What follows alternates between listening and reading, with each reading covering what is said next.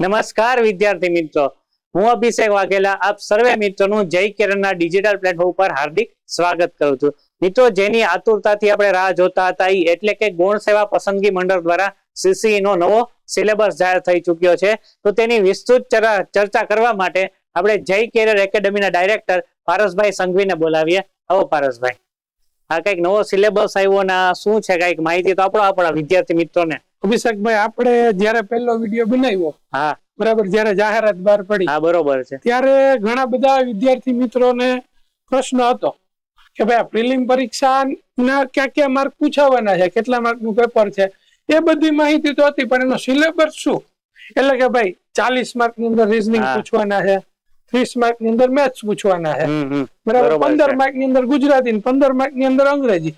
પણ એનો પેટા ટોપિક ક્યાં, એ બધો પ્રશ્ન હતો. તો ગૌણ સેવા પસંદગી મંડળ દ્વારા એનો સિલેબસ બહાર પાડી દેવામાં આવ્યો છે આજે પ્રિલિમ પરીક્ષા માટે. બરાબર છે.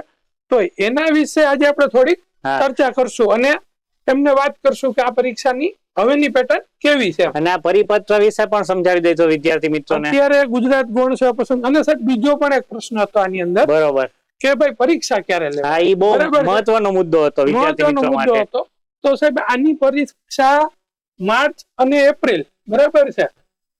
હા બરોબર છે, માર્ચ એપ્રિલ 2024, એટલે કે પરીક્ષા અંદાજિત માર્ચ મહિનાના છેલ્લા વીકમાં અથવા તો એપ્રિલના પહેલા બીજા વીકમાં આવી શકે એવી સંભાવના છે. અહીં ખાસ લખેલું છે સંભવિત છે, બરાબર છે. પણ આપણને એ ખ્યાલ આવી ગયો કે ભાઈ પરિપત્રમાં આવી ગયું છે કે ભાઈ માર્ચ કે એપ્રિલમાં પરીક્ષા લેવામાં આવે છે, એટલે એ દરમિયાન સમય દરમિયાન વિદ્યાર્થી મિત્રો તૈયાર રહેવું પડશે. અને અત્યારે નું સિલેબસ આપી દીધો છે, તો રહેવાનું જોઈએ.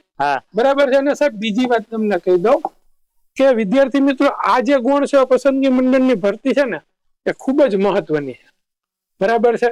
એની અંદર 4300 જેટલી જગ્યાઓ છે, જેમાં head clerk, senior clerk, junior clerk, બરાબર, sub registrar, collector office clerk અને ઓફિસ આસિસ્ટન્ટની જગ્યાઓ આવેલી છે. જે પેલા બિન સચિવાલય ક્લાર્ક ના નામથી આવતી હતી ત્યારે ઓફિસ આસિસ્ટન્ટ 2 જ આવતી, પણ સાહેબ હવે સિનિયર ક્લાર્ક, હેડ ક્લાર્ક ની પણ આમાં સમાવેશ છે જ. અને વિદ્યાર્થી મિત્રો, ખાસ વાત એ છે કે તમને ટોપિક વાઇઝ સિલેબસ આપી દીધો છે, બરોબર, જે ખૂબ અગત્યનો મુદ્દો કહી શકાય. એટલે હવે સીધું માર્ચ કે એપ્રિલમાં પરીક્ષા આવે એટલે આપણે મહેનતે લાગી જવાનું. અને આ કઈક નંબર સિસ્ટમ કે પેટર્ન આપેલી છે, સમજાવી દેજો પેલા વિદ્યાર્થી મિત્રોને. જે વખતે સાહેબ આપણે આ બધું મૂક્યું ત્યારે આપણને એવું પૂછતા હતા કે ભાઈ ઓનલાઈન માં ઈ હશે કે નહીં. હા બરોબર છે, બરાબર છે. તો એ લોકોએ ક્લેરિફાઈ કરી દીધું કે ટોટલ ક્વેશ્ચન કેટલા, તો કે 100, બરાબર. ટોટલ માર્ક કેટલા, તો કે 100. એટલે એક પ્રશ્નનો 1 માર્ક થયો. બીજું જો અહીંયા એમને કહી દીધું 4 ઓપ્શન હશે, A, B, C ને D. એટલે આમાં ઈ ઓપ્શન નહીં હોય, આમાં ઈ ઓપ્શન હશે નહીં, બરાબર છે. પણ અહીં ખાસ વાત એ છે કે એ ઈ ઓપ્શન નથી, પણ એની આગળ એ સ્કીપ કરવાનો છે, રાખવાનો છે, એની કોઈ અત્યારે પરિપત્રમાં સ્પષ્ટતા છે નહીં, બરાબર છે. બીજું જો અમને એ પણ કહી દીધું કે નેગેટિવ માર્કિંગ 0.25 છે, જો એને યસ આપેલું છે નેગેટિવ માર્કિંગમાં, સાહેબ જોઈ શકો તમે. હા રાઈટ, બરાબર છે. અને આમાં ઘણા એવો પ્રશ્ન હતો કે છે ને, આપણે જે પેપર છે ગુજરાતી માધ્યમમાં રહેશે કે અંગ્રેજી માધ્યમમાં રહેશે, એની પણ ગૌણ સેવાએ સ્પષ્ટતા કરી. બરાબર, એમને કીધું છે કે A, B અને D. હા, આપ જોઈ શકો છો, A, B, D અને D જે પોર્શન આપી દીધા સાહેબ. આ જે 40 માર્ક, 30 માર્ક, 15 માર્ક, 15 માર્ક છે ને, એને ડિવાઈડ કરી દીધા. A, B અને D. C છે ને, ઈ પોર્શન કેવો છે? ઇંગ્લિશ નો છે. A પોર્શન છે રીઝનિંગ નો છે, બરોબર. B પોર્શન છે મેથ્સ નો છે, બરોબર, બરાબર છે. અને D પોર્શન છે ગુજરાતીમાં. તો આ 3 જે પોર્શન છે A, B અને D, એ 3 ગુજરાતીમાં છે, બરોબર.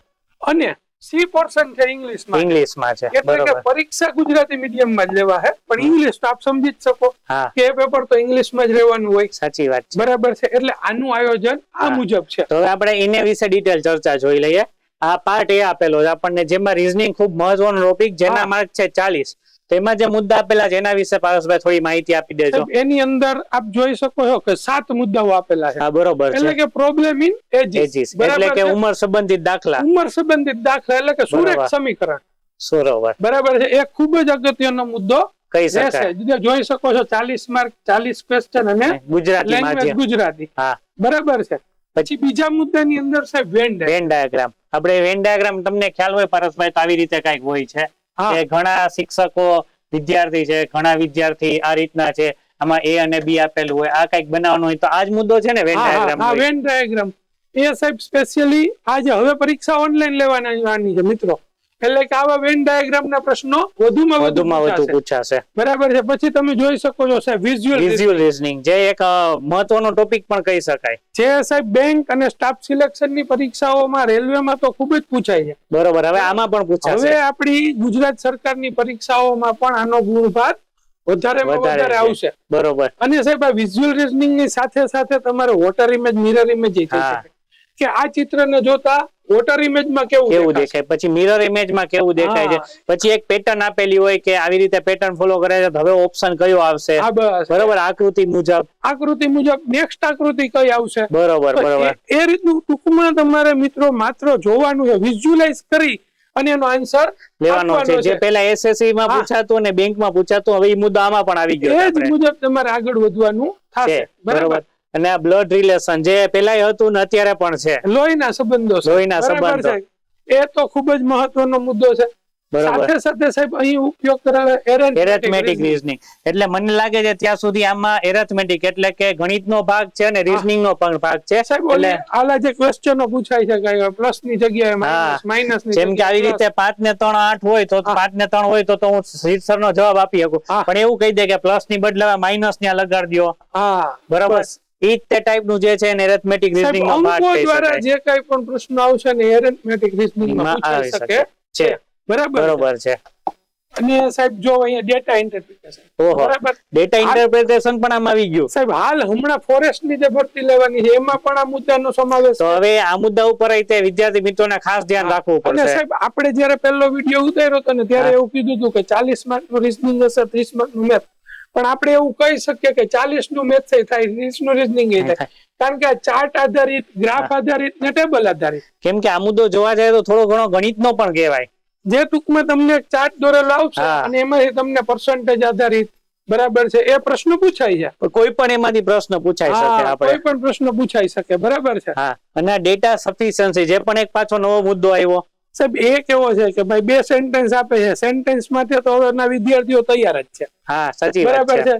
સ્પર્ધાત્મક ભરતી પરીક્ષાનો વિદ્યાર્થી હવે સેન્ટેન્સ માટે તૈયાર છે, કેમ કે હવે સેન્ટેન્સ વાળા જ બધા પેપર આવે છે. એટલે હવે ડેટા સફિશિયન્સી આવે કે વિધાન 1 ઉપરથી જવાબ મળે છે, વિધાન 2 ઉપરથી મળે છે, કે વિધાન 1 અને 2 ઉપરથી મળે છે. તારણો જ કાઢવાના છે ડેટા સફિશિયન્સીમાં. બરાબર, તારણ કાઢતો થઈ જશે વિદ્યાર્થી.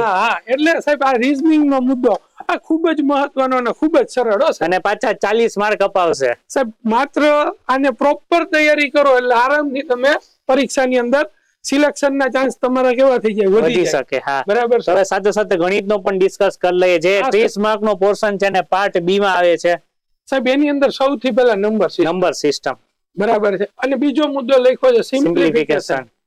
સાહેબ, નંબર સિસ્ટમ અને સિમ્પ્લિફિકેશન આ જે મુદ્દાઓ છે એની અંદર આપણે સિમ્પ્લિફિકેશનમાં ઘણા બધા મુદ્દાઓ કરવા પડે. સાચી વાત છે. બરાબર. જેમ કે એલસીએમ છે, એચસીએફ છે, લસા ગુસાનો મુદ્દો આમાં જોડવો જ પડે આપણે. બરાબર. ભલે આપ્યો નથી પણ ક્યાંક અંદર છુપાયેલો છે. તમે રીઝનિંગ માં જોયું હોય ને સાહેબ, બરાબર છે, તેમાં ક્યાંય કોડિંગ ડીકોડિંગ છે જ નહીં, પણ તો એ પૂછાઈ શકે ખરી. પણ ટૂંકમાં આપણે જોવાનું એમ, કોડિંગ ડીકોડિંગ નથી, કેલેન્ડર નથી, બરાબર છે, પછી ઘડિયાળ નથી, પાસો નથી, ડિસ્ટન્સ એન્ડ ડાયરેક્શન પણ નથી, પણ ટૂંકમાં સાહેબ એ પૂછાઈ શકે નહીં. અત્યારે જે પ્રોપર સિલેબસ આપ્યો એની ઉપર તો આપણે કામ કરો, પણ એટલી વસ્તુઓ વિદ્યાર્થી મિત્રો માટે અત્યારે ક્યાંય લખેલી છે નહીં. પણ આની અંદર નંબર સિસ્ટમ ની અંદર કેવું છે સાહેબ, સિમ્પ્લિફિકેશન.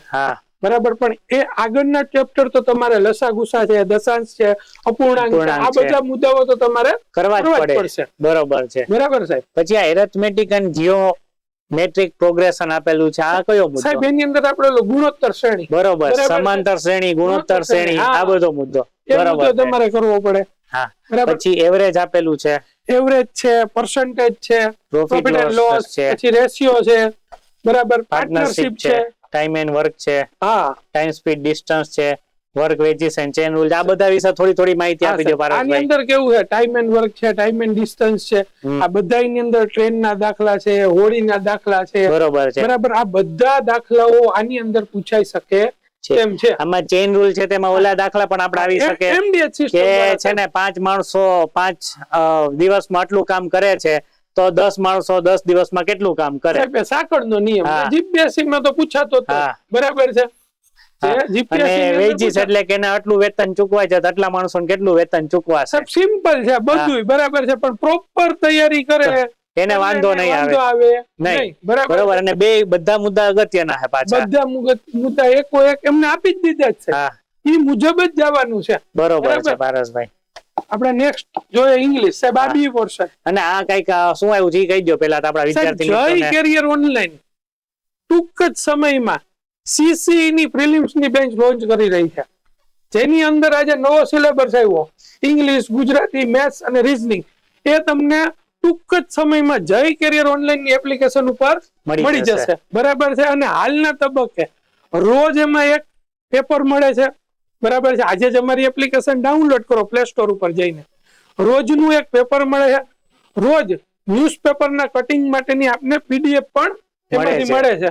અને ઘણા બધા વિડીયો આપને ફ્રીમાં પણ એમાંથી મળશે. અને નજીકના ભવિષ્યમાં અમે સીસીઈ ના પેપર્સ પણ એની અંદર મૂકવાના છે. તો આજે જ જય કેરિયર ઓનલાઈન ની એપ્લિકેશન ડાઉનલોડ કરો.